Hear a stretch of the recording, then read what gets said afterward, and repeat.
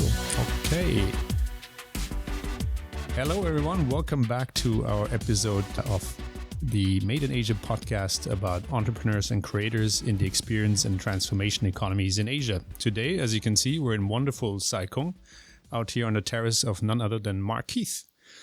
Mark is an author, first-time author, I would say an entrepreneur, mountain bike and two-wheel enthusiast, and potentially one of the few hotel whisperers, if you ever met one. Mark, great to be here. Thanks for having me. First time we shoot outdoors, actually, so apologies for any issues, background noise. You can hear the great outdoors of Saikong. It's just lovely. And, well, as I mentioned, Mark is a first-time author, and we have it right here. Pulling Back the Sheets. It's a tome, 700-odd pages, I think, so quite an accomplishment. What does it feel like being an author? Wow. The first week after it was published, because it's a bit like completing a marathon, you take at least a week to recover. There was a certain sense of it wasn't real. You know, I suppose if you climb Everest or something like that, you have a similar feeling. Yeah, and it was a bit bewildering, to be honest. You know. Okay. And then the big step was when I got to see the baby when the books actually arrived. Okay.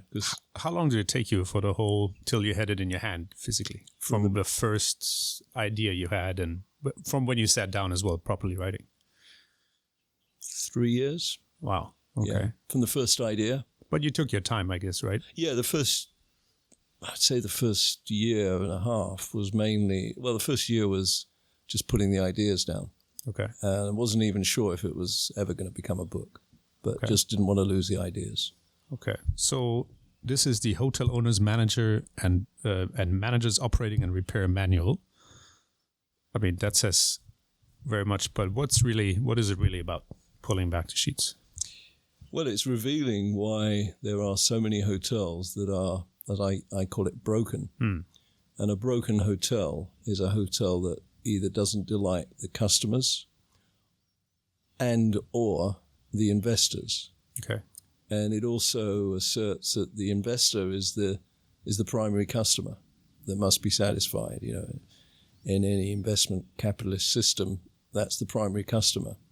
But so many hotels have not seen that or not acknowledged that the investor or the owner is the primary customer.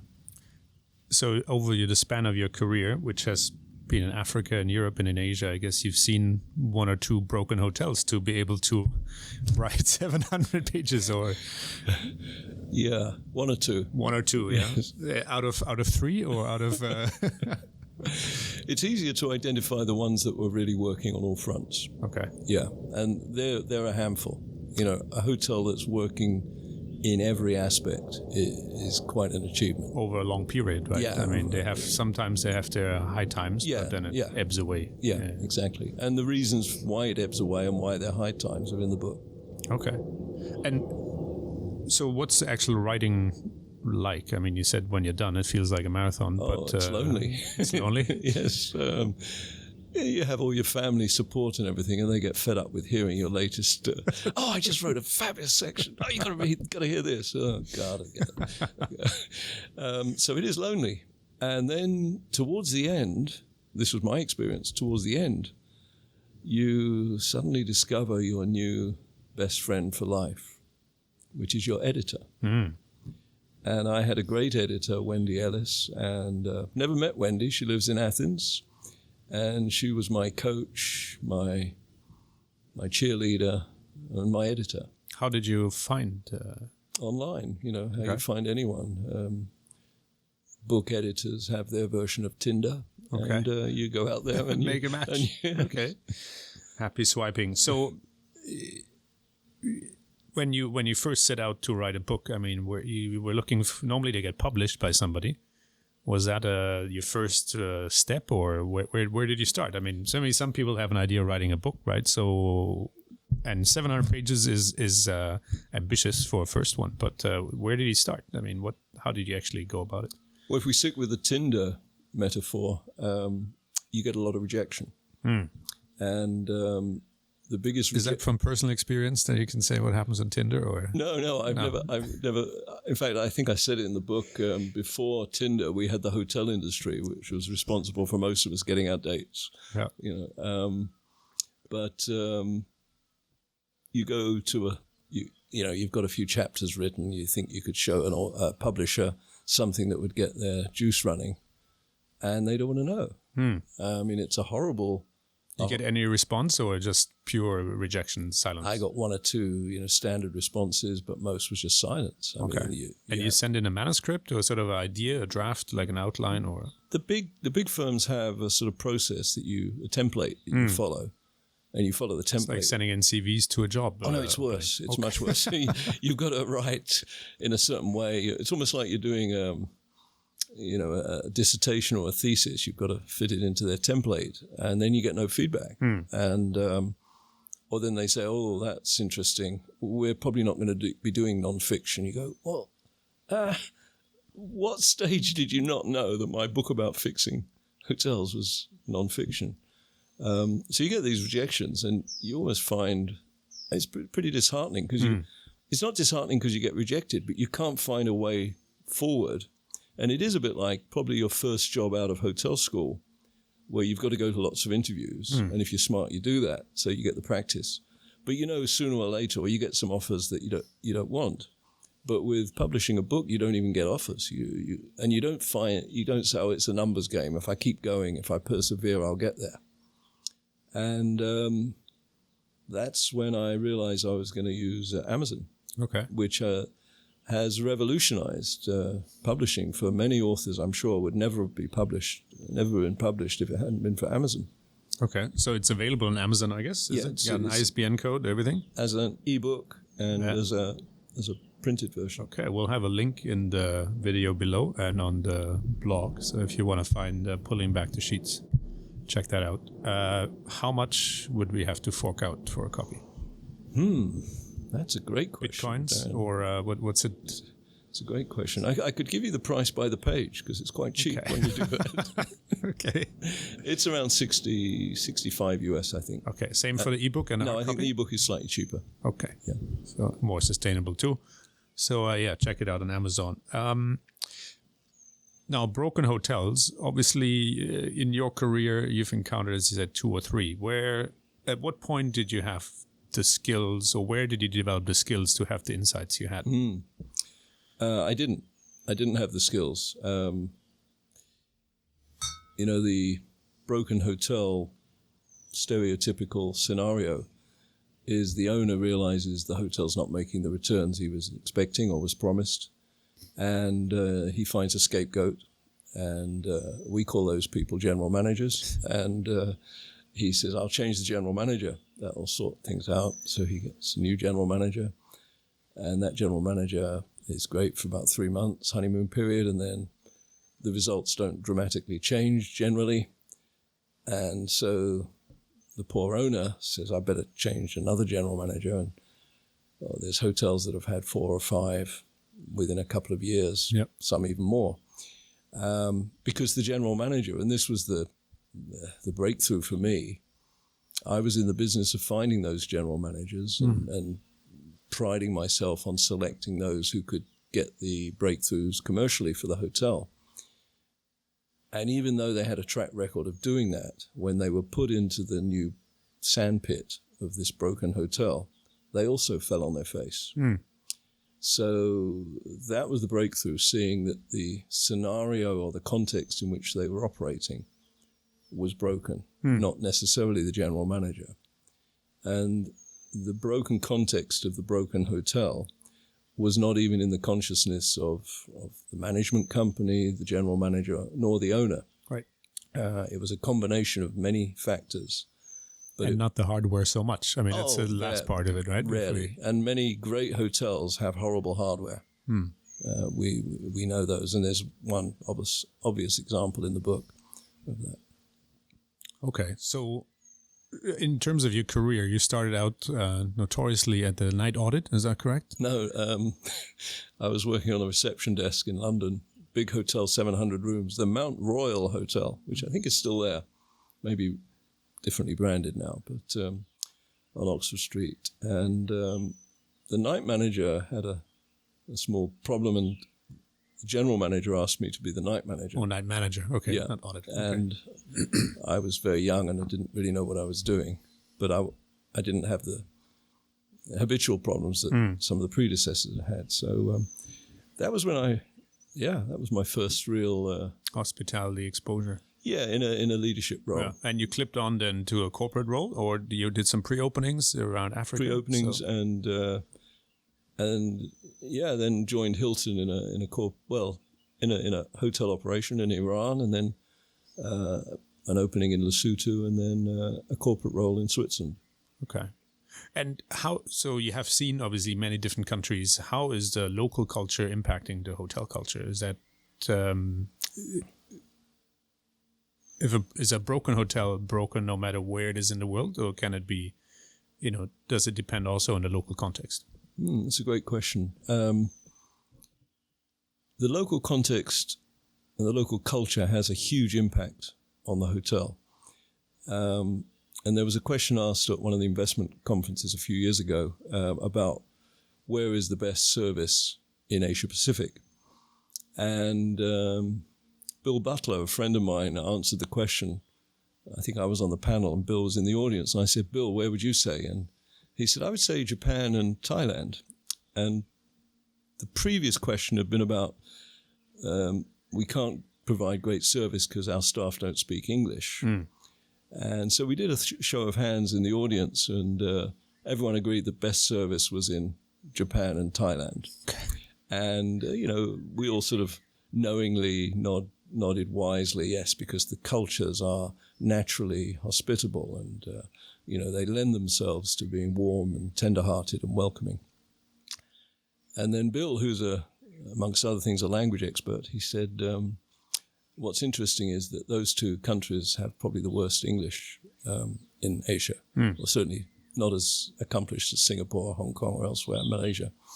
And that was a little jolt for the audience. And for me, I said, wow, that's quite interesting. So the culture has a big part to play, but the hotel is an entirely different social construct. So the staff in a hotel might be going through culture shock every day when they leave their family home and all the cultural norms of that, and get on sometimes a horrible commute to arrive at their hotel and become this multicultural, sensitive, empathetic, caring individual, which may not be natural to their normal ways of operating, and certainly not confident and enrolling that they need to be in their jobs. So every hotel is a microcosm. Right. And often that microcosm is totally at odds with the culture that is the natural default in its location. Interesting that you mentioned Thailand and Japan. So both have very different ways to deliver on that excellence hospitality, right? One culture is probably more, well, we were in Korea together a couple of times where things are more structured. Yes. And Japan is probably more sort of by codes and sort of behavioral norms. And in Thailand is maybe it's also a behavioral norm, but it expresses very different, no? Yes. Japan's interesting. I was there the first time before GPS was widely used.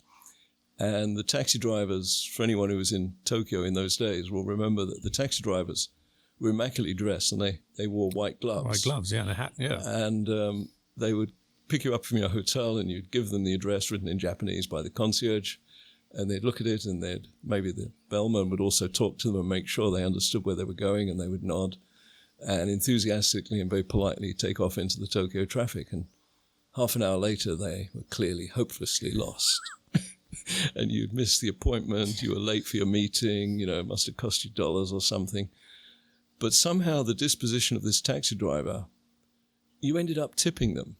And they dropped you somewhere where you could ask directions. You were nowhere near where you wanted to be, but you weren't upset with them. They had a way of being that just made you want to be kind and caring.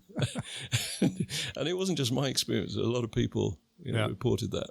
That has changed a lot lately as well, right? Well, they've got Tourism in GPS. Japan. Yeah, GPS too. Yeah, that I use that occasionally. And GPS, yeah, we come across that. So you said the skills in the book you never really developed, but you had sort of increasing evidence that something is afoot in the industry, right? Yeah.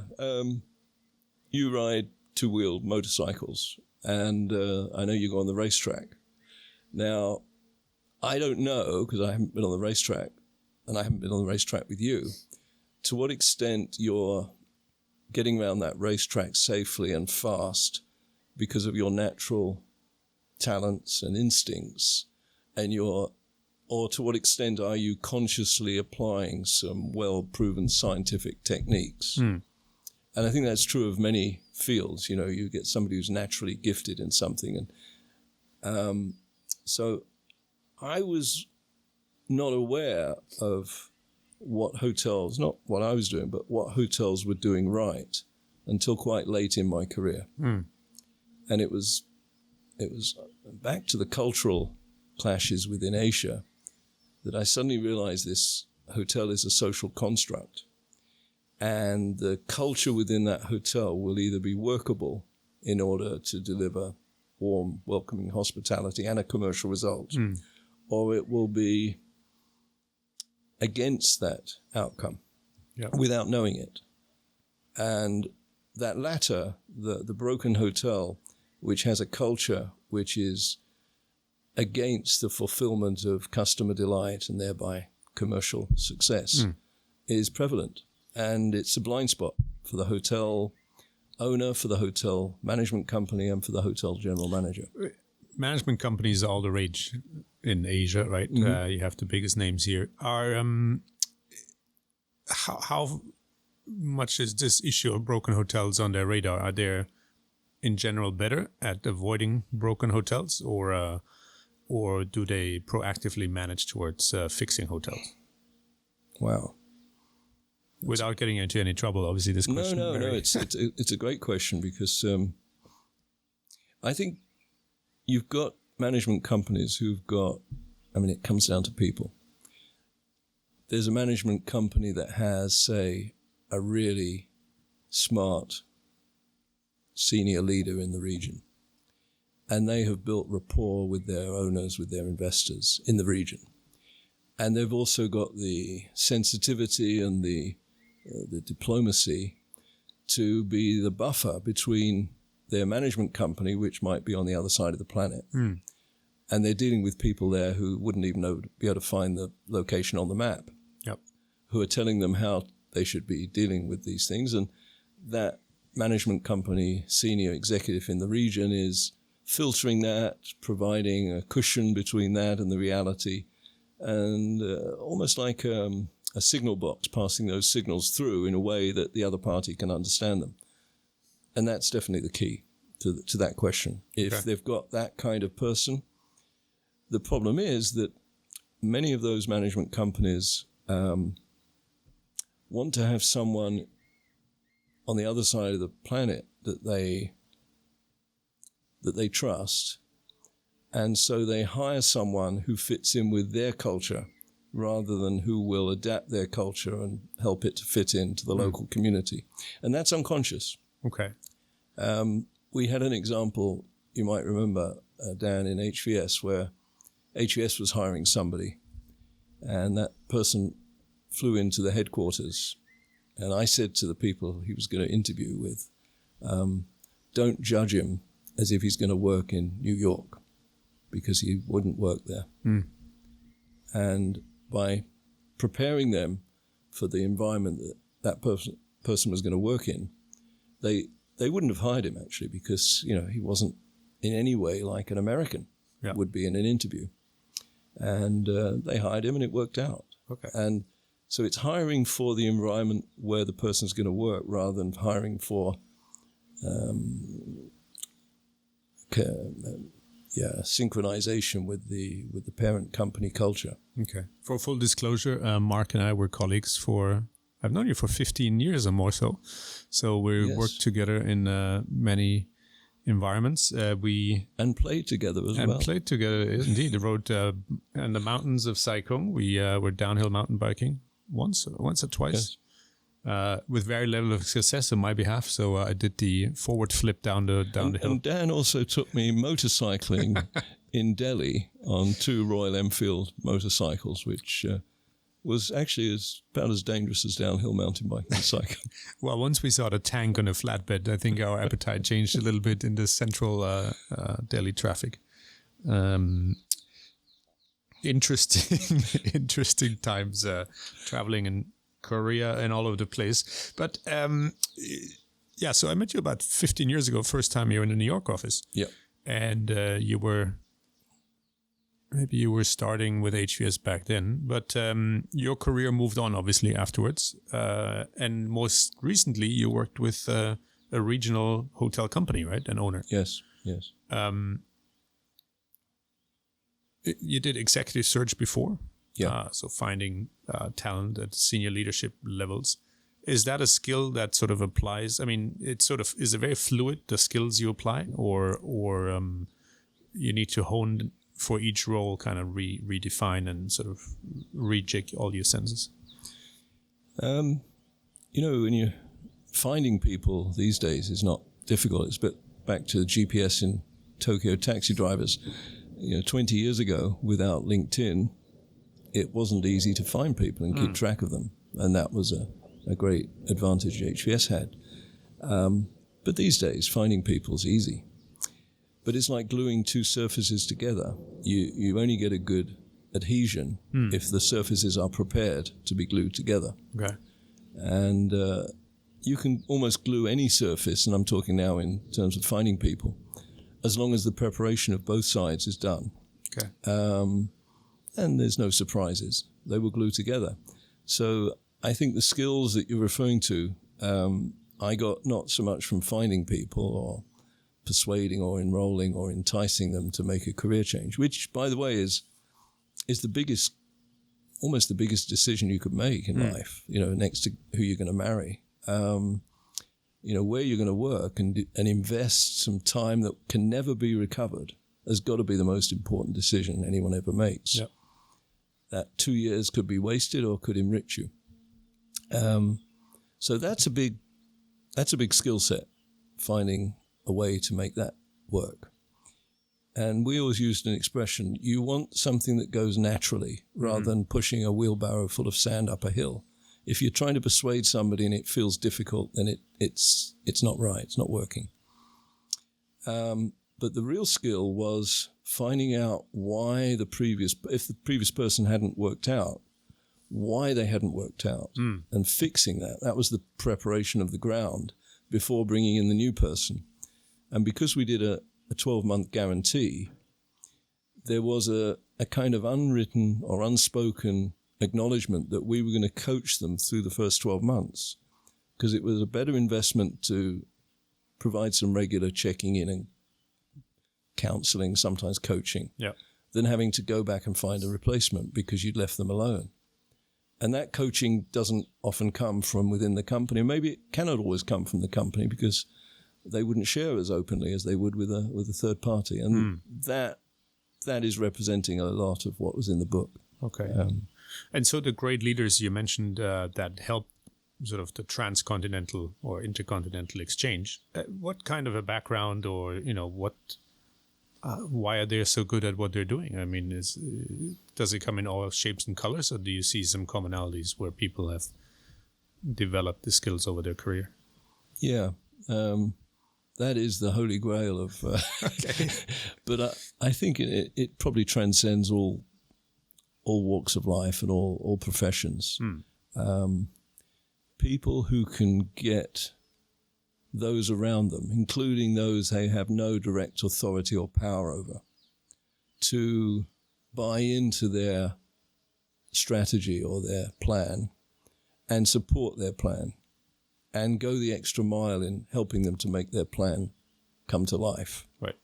That seems to be the common denominator. Whether it's, in the military world, that is now acknowledged as one of the key skills of leadership. And in the hotel industry, that's always been the case. And it's for any type of leadership, probably, right? Doesn't matter industry. It's just that in hospitality, probably if you're a poor manager or a poor leader, the effects go through the organism. The social contract is broken, and the hotel itself is broken, right? I mean, that's the more it's more visual or more apparent, I guess, when you have poor leadership. Yeah, and the passive-aggressive sabotage, which is often happening unconsciously as well by the customer contact staff who've just had a bad experience with their boss. And so they delight in telling a customer, "Oh, I'm so sorry, sir, that's our policy. I would love to help you, but I'm afraid my hands are tied." And they've got joy on their face as they reject this request from the customer. Yeah. It's payback. Yeah. And last question, as you point out, on the hotel is, have you taken anything from the minibar, right? So it's a great the alleged theft that goes with the farewell. Yeah. I mean, it's just such a stupid question, isn't it? It's got to be the most... So SOPs were obviously a big driver of this, standard operating procedures. Are they the ultimate evil of broken hotel keeping? Or do they serve a purpose to a point? Or because, as we've encountered with some cultures, that's the gold standard as a SOP, right?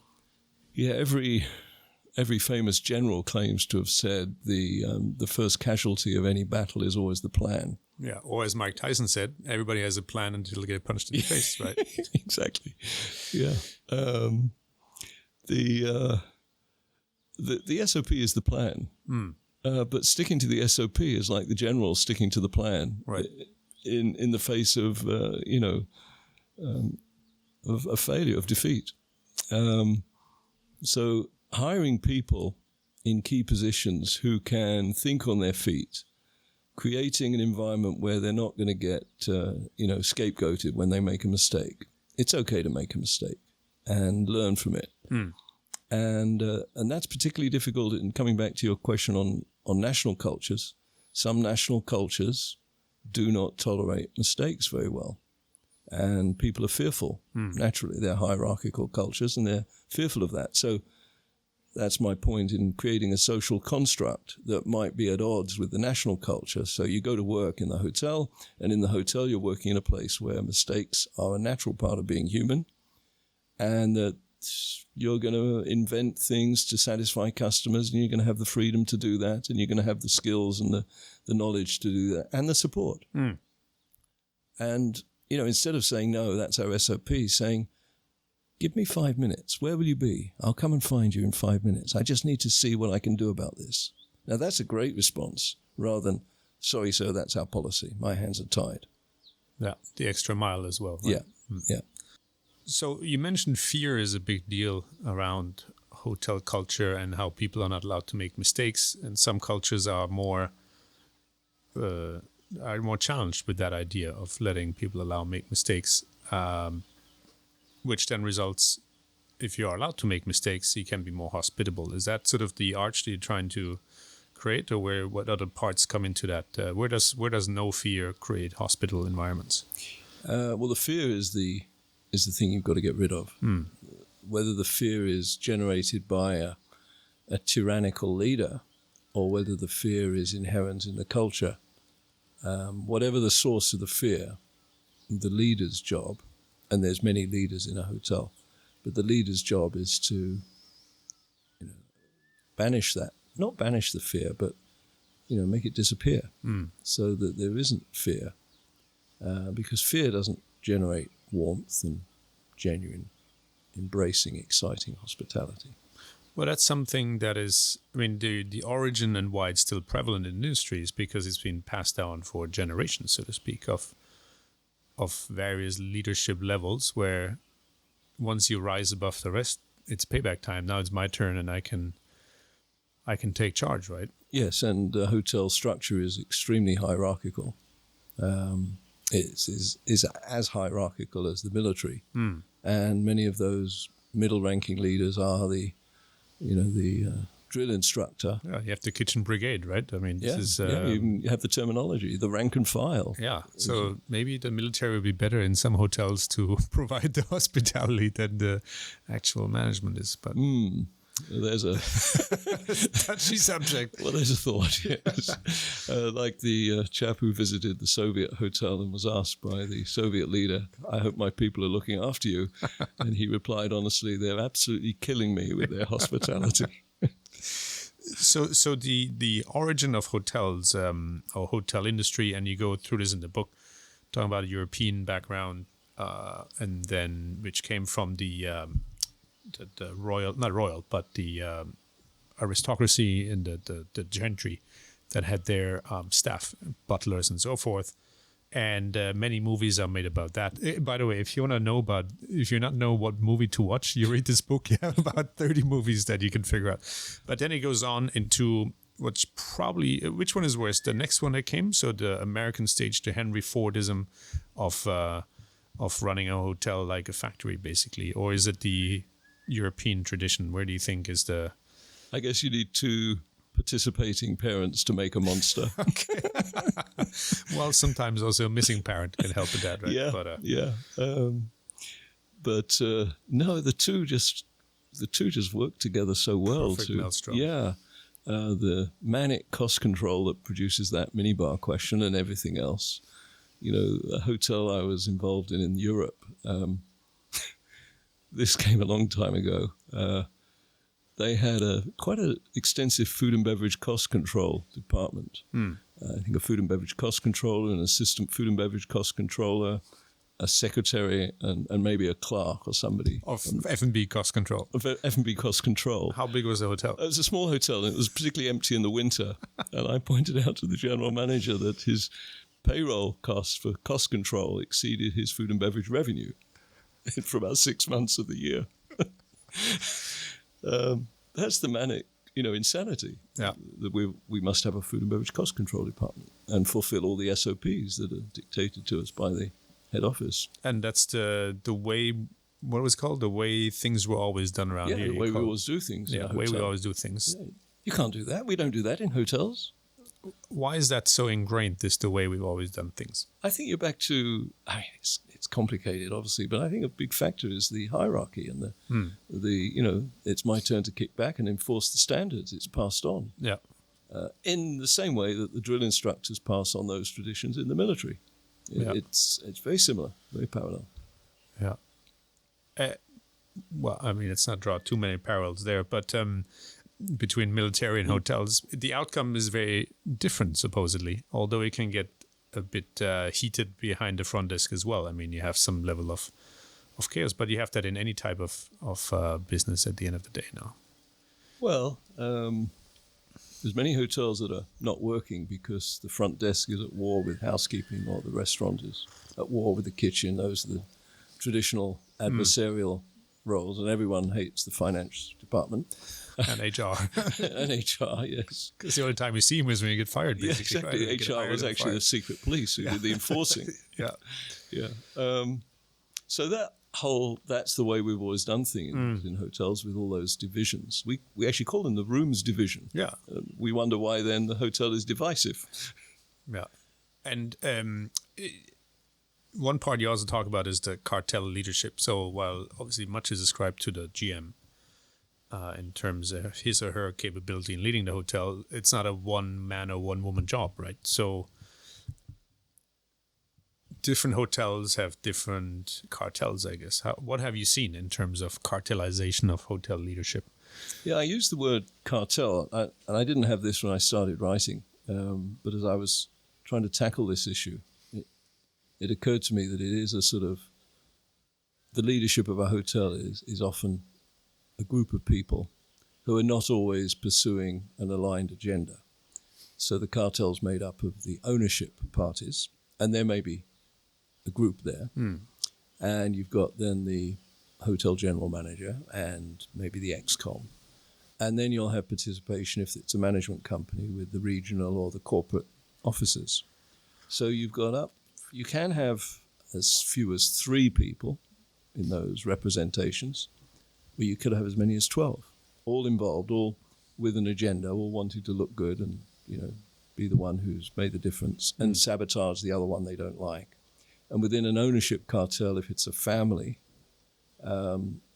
a smart general manager will realize that they certainly work for their brand if it's a branded management company, but they live or die by the sword of the owner. And then they have to work out who in the ownership entity wields that sword. Right. And it might not be the one who hired them. And in Asia, the prevalence of ownership families is pretty widespread. Yeah. And that's one thing. I mean, this book is directed towards hotel owners. And as you say, families are a particularly difficult type of owner because there's too many factions within, or can be at least within the family. And then you have generational change. And it all complicates the... Is that... So what do you make of the way, I mean, in the US or in Europe, hotels are owned by institutional owners, which does look after the the commercial success. And in Asia, it's more often than not a family business, right? A family-owned business. So in the US had come up with the asset manager to give, which also gets their fair mention here in this book. How does that type of ownership difference drive the culture of the hotel? Sometimes I think a US or Western-centric institution can be just as dysfunctional as a dysfunctional family ownership because you get different parties within that institution or within that family. Right. And they can mirror each other in their dysfunction or in their alignment and harmony. So I'm not sure that because it's a family or it's an institution, you've still got individuals with agendas, with egos, with the drive to look good and show off and be the alpha male. Even if they're not male, they'll want to be the alpha male. It's the chauvinism that often drives that competitive arena that the hotel is just almost like a spectator to and a consequence of. And you're saying that a hospitable owner will have a better performing hotel in a way. Oh, absolutely. Absolutely. And so if you're not cut out to be a hospitable person, you probably shouldn't own a hotel. Absolutely. Not necessarily when you're not there every day, but even as an absentee owner, you're probably not sending the right signals to your in-betweens or down the ranks. There's some really great owners, hotel owners, who are not naturally hospitable, but they're intelligent and cognitively aware enough to know that. And they keep themselves away from that. And I'm thinking of 2 or 3 that have actually transformed to be warm and hospitable around their hotel operations. And then when they go back to their other main business, they are whatever they need to be in that sector. But they're a rare minority that have that self-awareness. But there are a few. That's a very professional mindset. Oh, yeah. And often they've been told, you drill down and say, where did you get this insight? And they'll tell you sometimes. They'll share that, well, I had this friend, I had my lawyer. Or rarely, because this is asking a lot of a general manager to manage upwards like that. But there have been general managers who've been able to facilitate that kind of situation and create a good harmony and a good warm hospitality culture, even though it wasn't naturally forthcoming. Right. Do general managers ask enough questions about their owners when they get into the job? No, generally speaking. I mean, it's a general question. No, it's often a big surprise. Because one point you make is also who's the customer of the hotel, right? Well, of the brand, yes. The owner's the primary customer. Which is not necessarily what your survey of general managers revealed. Or what you're taught at hotel school. For that matter, yeah. Yeah, which are also quite complicit in this, the way we've always done things, right? Oh, absolutely. They're very good at that. So where can this change come about that we stop doing the way we've always done things? Well, what it would take would be some sort of global pandemic that would shut down the industry for a year or so. Well, let me think if we can find one of that. Yeah, okay. That's why I hesitated publishing early last year as the pandemic crept in. And then a couple of clients were saying, what do you think? And I said, well, you were going to close next year for a renovation. Do it this year. You won't lose the revenue maybe in the same way. You're going to lose it anyway. So it's a chance for that to happen, even if you haven't done a renovation, even if you're just hanging in there, but to reopen. And the industry, or let's say the marketplace, is going to demand an entirely different kind of definition of luxury. Luxury is going to be great sanitation and hygiene, demonstratively great. So great hotel in Austria, in Leogang, the Mama Thresi. Great. It's actually a restaurant with rooms. And as the service closes, last order's around 10 o'clock, 10:30. The kitchen, which is an open kitchen, they then put on a theater of cleaning the kitchen. This is before the pandemic. Oh, wow. And they have sand and bricks. They clean the solid tops, and they really scrupulously clean it. Like you could go and have brain surgery in there afterwards. And, invariably someone like me will send them a case of beer, and then, it's the best tip you can ever do in a restaurant. Because when you go back, the kitchen loves you. But that kind of showmanship, showcasing the sanitation, the hygiene in the future, the highly toxic dry cleaning that is required for traditional suits and uniforms, which are not done every day. So the jacket or the tie gets put in the wardrobe to incubate the virus. That's got to go. That should have gone anyway. But this is an opportunity to not dress in hospital scrubs, but dress in cottons that can take good, hard washing and, are not requiring lots of maintenance and look more casual and look more friendly and more warm and hospitable than the austere power dressing of Michael Douglas's Wall Street movie. So that's, how you say it, I wouldn't say the facade, but it's sort of, in a way, it's not just window dressing, because it also has more profound impacts, right, on the culture. Because just becoming a hygienic hotel or doesn't necessarily mean we stop doing things the way they were done yesterday or always, right? But to be hygienic, you say it as a catalyst, sort of. This is my opinion, the customer's going to be looking for less touch points. Right. So with the technology available, it's entirely possible, I would think, to book your room online, pay your deposit online, register your payment method, get your key code online, go into the hotel, find your own hotel room, go into the room, order some room service because you don't want to be in the public for whatever reason, and leave the hotel and never have a customer touch point with another human being. Now that's the extreme, but that could be an extremely luxurious hospitality experience without a human being. And we've kind of seen that even before the pandemic with the customers choosing Airbnb and service apartments to get those minimalist customer touch points, and less of the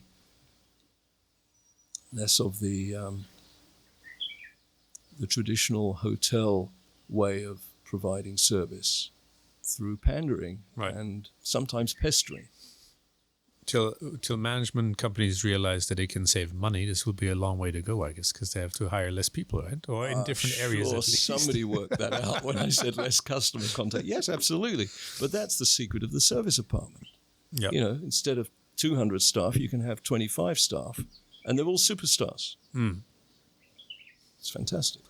So talking about superstars, and throughout the book you say not everybody in the organization will be a superstar, but you need to have a certain number of them in order to deliver that excellent experience. And there's been examples of hiring that is done less so out of the hotel industry, but maybe more out of retail or other service, which is shocking almost, right? Where you say, through the work experience in our industry, we don't get the right caliber people or talent to deliver a great experience in a hotel. Yeah, absolutely. How absurd. It is absurd, but it comes back to the hierarchy, the suppression, to do it this way. This is the way it always is done. That's the legacy of all that. Right. And from changing the suits, the hierarchy may not go.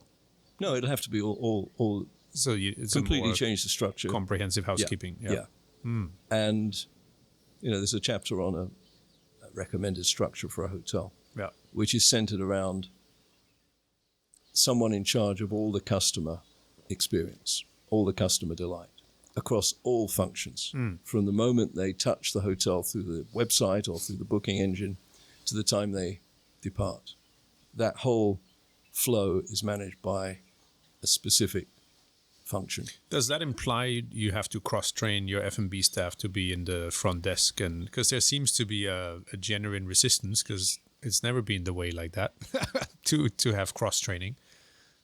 Is that what you would see as being part of that, as a customer touchpoint agent or executive, whatever you call that you would have multiple roles throughout the journey? Absolutely. But that's not been the way at all. No. I mean, we had our divisions, right, or departments where it was very...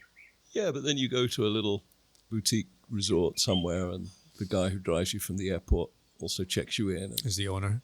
Yeah, I was going to absolutely... That was my punchline. Well... Yeah. But you don't know that until about the fourth encounter. Yeah. You say, "Wow, you're also bringing my room service up." He says, "Yeah." It happened to me, actually, in French Polynesia. Yeah.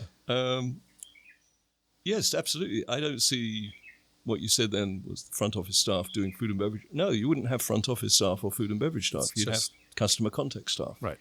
And it's not very difficult to, if you've got the social skills and the interaction and the empathy skills to deal with the customer, you can do that in any context. Funny enough, Club Med runs it like that almost, where they have their GMs. They call them GMs. No, that's the guest is the GM, right? The gentle member. They have chef de village or something, like a tribal leader, but then it's the entertainers, or they have a name too, right, for their role. So they were quite ahead in their times, I guess, for what they did in that business model. But they did pest you to be in the theatre. Yeah, well, that was part of the experience you signed up for. I think everybody knew what they're getting themselves into. Obviously, maybe you went it once, and the wrong person would never come back, right? Yeah. So, but that's a brand, that's a product, and an experience, right?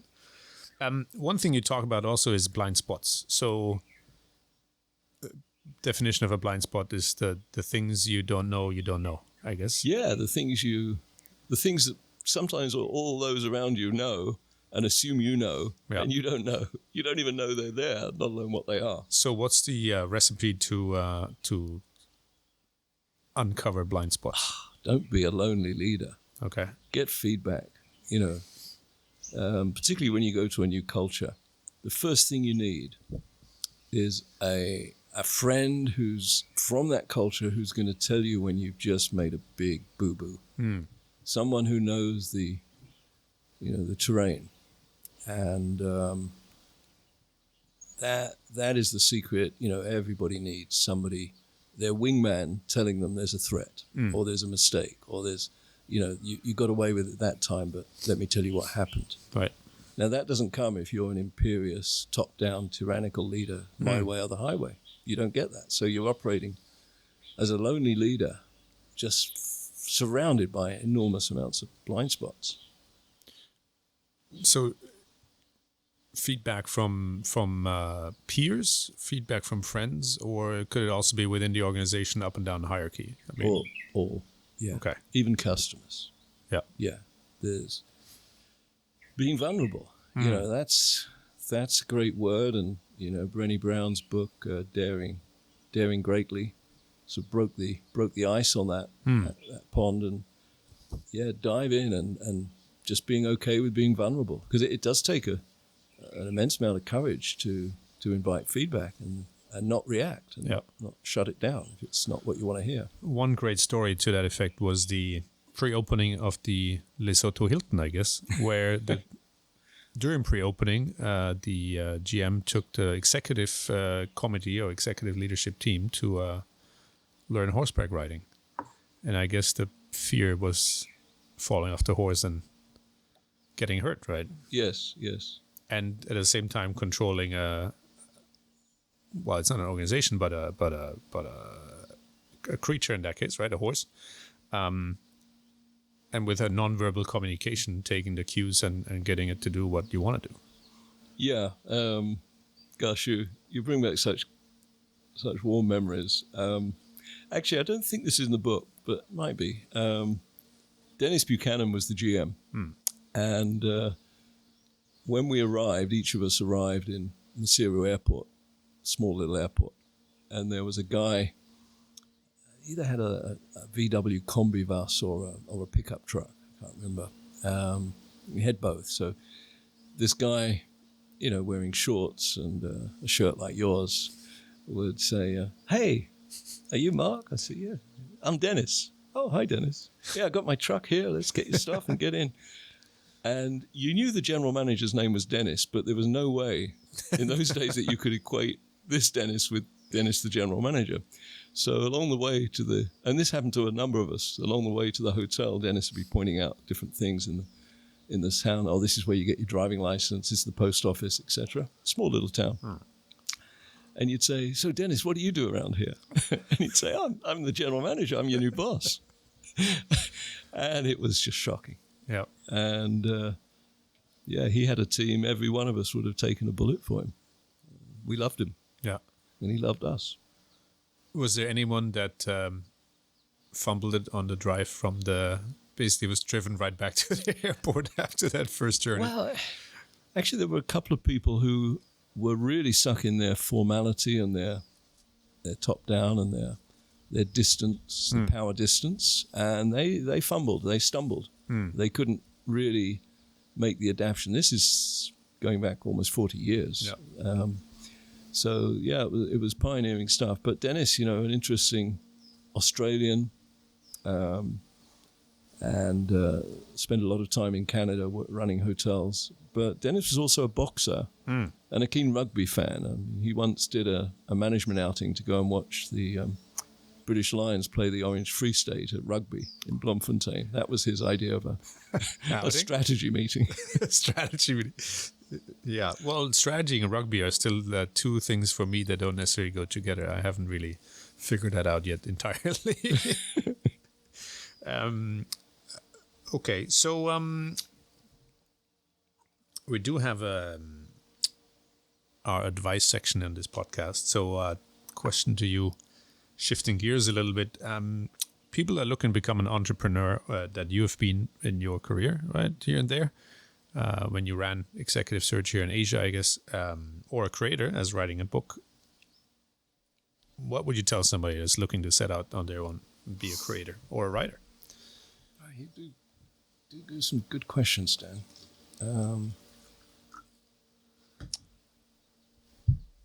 I'm going to use another motorcycling or mountain biking analogy. I don't know if you've ever spent any time playing a video game of motorcycle racing. Okay. It's pretty fun for a little while. And then you find that, I found this, and the same with video games of mountain biking. Then I found that there was something missing. And it took me a while to understand what was missing. There was no risk. I'm a grandparent, and grandparenting is a bit the same. You're divorced from the consequences of the action. So being an entrepreneur is like getting on a mountain bike or a motorcycle, and there's serious consequences if your risk management is not up to what is required. So the world moves in a direction towards health and safety, which is removing a lot of the risk management competencies that you and I would have got growing up. And that's a worry for the future generations. And you saw just down behind my house the makeshift extreme mountain bike sort of course that's there. So the kids in our neighborhood are all going out there on their time off. With helmets or no helmets? For disclosure, we say with helmets. Always with full. Always with safety, yeah. Full helmets. Okay. Yes. I never had a helmet on a bicycle until we rode together down the hills where it's advisable to have a helmet. Yes. Well, that's risk management.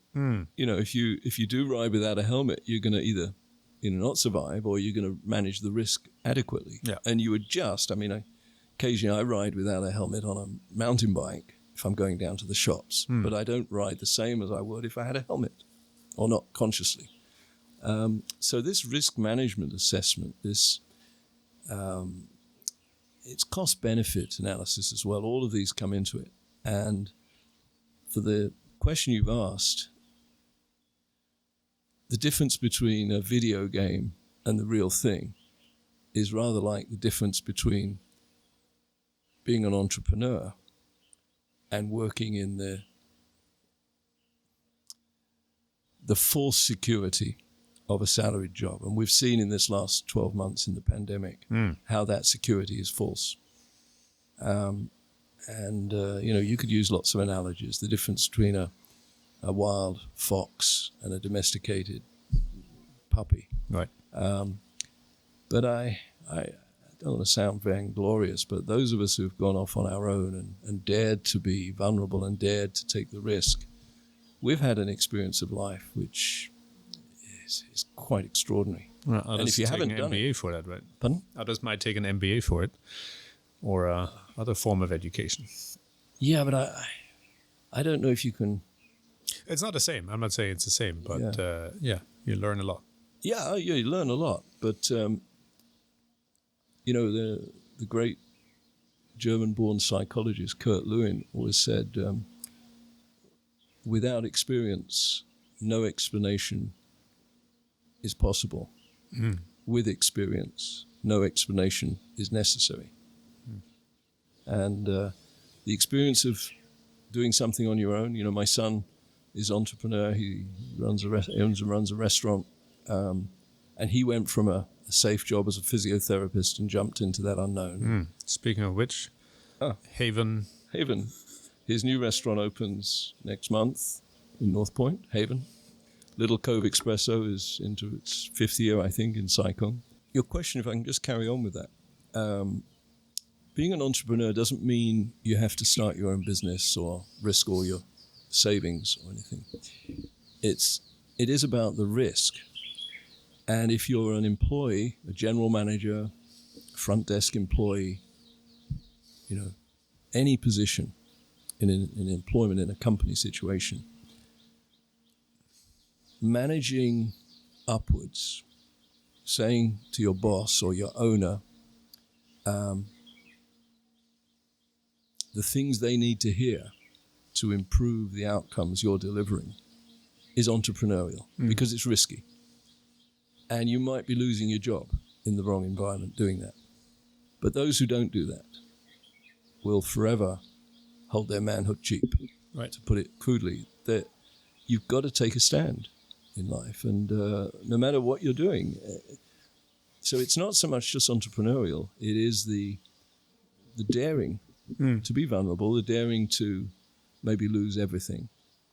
Intrepid. Yeah, and I guess that's not for everyone. That doesn't work for everybody. But if you've got a burning grievance or a burning persistent complaint, if you don't resolve that, it will eat you alive inside. It will affect your health and well-being. Yeah, and likewise, if you voice your concerns and they're not heard, then it's probably time to move on, right? If the organization you're working for doesn't heed your grievances or concerns, and you need to ask yourself if that's the place that you will be happy, right? And the skill set of voicing your concerns in such a way that gets the action you require is leadership, because you're influencing people over whom you have no power or authority. That is the essence of leadership. And when we talk about natural leaders, it's people who can do that naturally. In a crisis, in an emergency, someone takes charge. But that's a skill set to practice and develop. Every child has that. Every child, when something goes wrong, attempts to do that. And depending how that works out for them, it either shuts them down or encourages them to do it more. But it's an essential skill for being human. Very good. So is that, you think, as the world moves on after COVID, that can everybody be a leader? Is that the perfect world where everybody has that trait of as you say, being outgoing and voicing their grievances and looking for improvements? Or is that the utopian misery that would come about us? I mean, how far can this go? I think we're back to the little microcosm, that social construct, which is a hotel. You can absolutely have a hotel where everybody is a leader. not competing leaders. They're all aligned. They're all thriving and aiming for the same outcomes. But every one of them takes a stand and has the courage to do whatever it takes to make it move forward. Right. And it's a bit like you could do that within a hotel. Whether that will ever spread to an entire society, who knows? But it starts small, and you see companies like that. You know, I remember going to Lausanne Hotel School, where you studied, I believe. Yeah. This was 20 years ago, and I said, I said to the students, if you could choose the dream employer, any employer at all, any employer, when you leave school, who would you want to work for? And this whole group of students, in those days I think it was Apple, Sony, who didn't have hotels. Yeah. And I went, oh my goodness, this is really scary. No one's put a hotel company down. They said, well, you said it was the dream job. I said, wow. Well, it's just fact that for many of the leading hotel schools, only about half end up in industry, right? Yeah. And the rest spreads the way we've always done things to other industries and makes them miserable. Okay, so in terms of the next 10 years, how hopeful are you that some of the recommendations in the book, not because of your book necessarily, but obviously because a lot of people will read it, if you would have to take a guess out of, let's say there's 100 recommendations in here, how many do you think there would be coming about? Or what else is your expectation for the industry for the next 10 years? Because of what's happened this year, and which is continuing to unfold this year, I'm more hopeful than I would have been before the pandemic, because I think it would have been almost impossible to shift an industry. I was hopeful if, this is pre-pandemic, if I published them, which I almost did, had I got one of those publishing houses to, would have run it through. Yeah? I would have run it through, and the book would be sitting on a shelf useless because it didn't address the opportunity that the pandemic has presented. So my optimism has gone up tremendously, because the hotels that don't adapt will not survive. It's going to be a very cruel world out there, and we've seen it already. Many have folded. This is really the essence of human evolution and adaptation and overcoming and persevering. Those that don't adapt and transform, I don't think anyone wants, I'm talking the marketplace. Yeah. I don't think anyone's craving to go back to what it was. Some will, for nostalgia, but in a different way. Yeah.